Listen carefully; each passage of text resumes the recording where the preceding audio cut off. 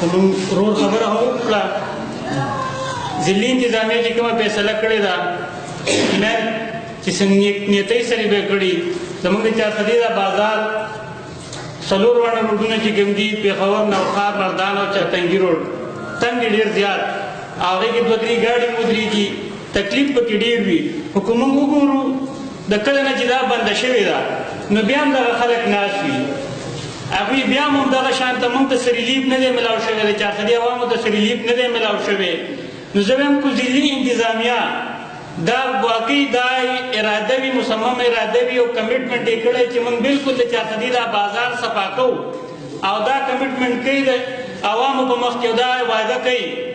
چې موږ دا بازار صفا کوو او هېڅ قسمه چابړي پیروش ریړې والا ګاډۍ والا هېڅ قسمه یو کس به نه کښېني که هغه د هر چا په ریفرنس باندې یا د هر چا په کیر باندې راغلی وي هېڅ قسمه به نه کېږي او په یو روډ باندې به هم نه کېږي د کولاډېره پورې دغه شان رزړو پورې پېښور دغه پورې خو دا ذمواري اخلي او دا ریسپانسبلټي اخلي نو ویل اینډ ګوډ موږ یې اپریشیټ کوم او موږ ورسره ملګرتیا هم کوو خو نه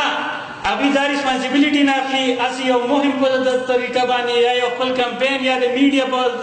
حوالې سره ځان شو کول غواړي او بیا لاړ شي په خپلو دفترو کې کښېني او زموږ د دې روډونو او دا کوم انکروچمنټ چې دی یا دا کوم خلک ناست وي د هغې صفایي ریسپانسبلټي نه اخلي نو بیا ولې ټیم یې د 25 لاک څنګه زموږ وویل چې 25 لاک سالانه خساره به راتلله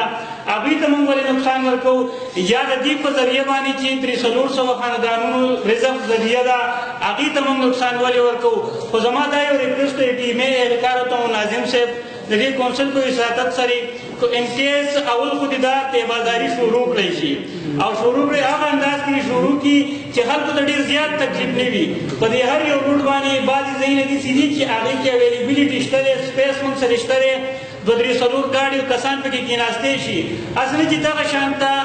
دغه شان جوړ شي او بازار شان ته جوړ شي هر یو کس راځي او ریړه لګوي او څوک د تپوس کولو نه وي نو که موږ دا تیبازاري سټارټ کوو نو د دې لپاره بیسک ایسوپیز ډیولپ شي څه طریقه کار دې ورته جوړ کړی شي چې په دې پوینټ باندې به دا کسان ودرېږي او هر چا ته د خپل پاس خپل نمبر الاټ کړی شي او ټیک ټاک باقاعده د هغې نه ریکورډ هم کېږي نو دغه طریقې سره که وشي نو ښه وي